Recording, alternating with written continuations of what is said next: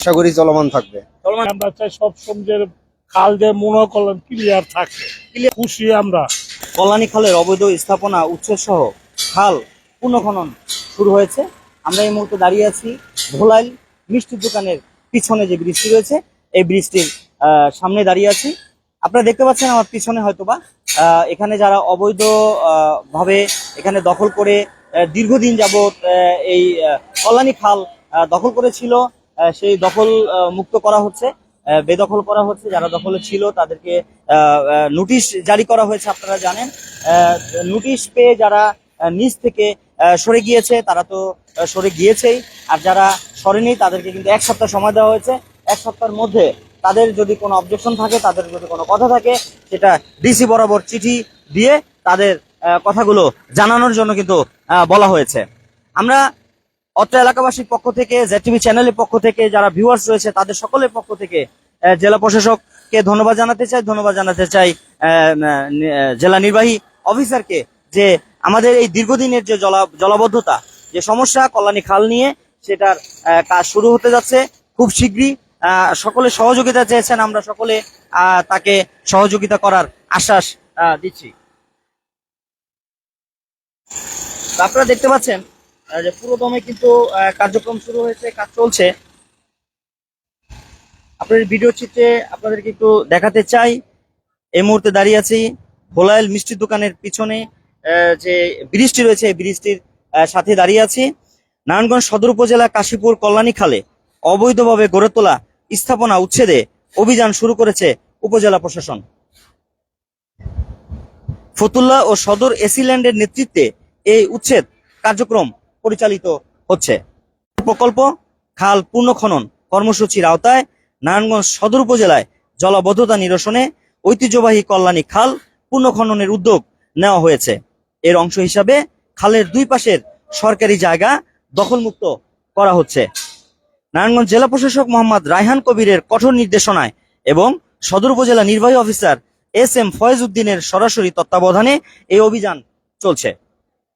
প্রশাসনের কঠোর অবস্থানের কারণে অনেক অবৈধ দখলদার এরই মধ্যে নিজেদের স্থাপনা নিজেরাই সরিয়ে নিচ্ছেন। এর আগে উপজেলা নির্বাহী অফিসার সরজমিনে খাল পরিদর্শন করে অবৈধ স্থাপনা চিহ্নিত ও দখলদারদের তালিকা প্রস্তুত করতে ফতুল্লা ও সদর এসিল্যান্ডকে নির্দেশ দেন। সে অনুযায়ী তালিকা ধরে পর্যায়ক্রমে উচ্ছেদ কার্যক্রম চালানো হচ্ছে। উপজেলা প্রশাসন সূত্রে জানা গেছে, খালের সরকারি জায়গায় গড়ে তোলা সব অবৈধ স্থাপনা উচ্ছেদ না হওয়া পর্যন্ত এই অভিযান অব্যাহত থাকবে।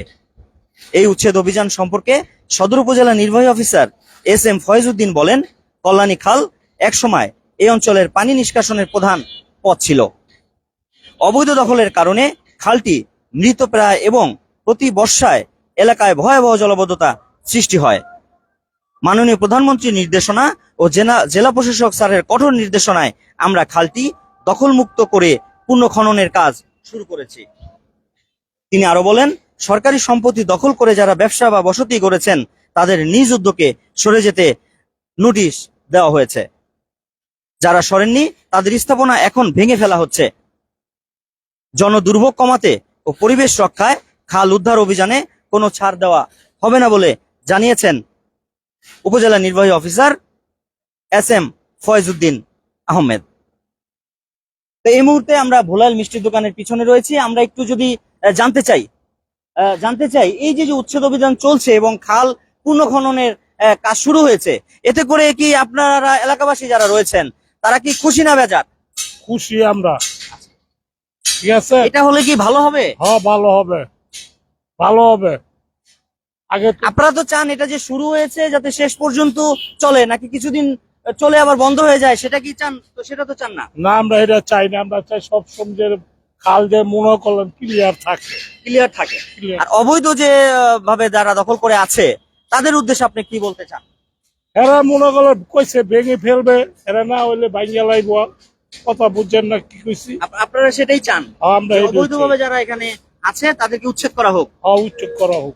ধন্যবাদ আপনাকে। ভাই, আপনি কি বলেন এই যে খাল পুনঃখননের দীর্ঘদিনের যে মানুষের যে জলাবদ্ধতা, সেই জলাবদ্ধতা যে দূর হচ্ছে খুব শীঘ্রই, তো এই বিষয়ে আপনার বক্তব্য কি? ভালো, জলাবদ্ধতা দুর্ভোগ। আপনি কোন এলাকার মানুষ?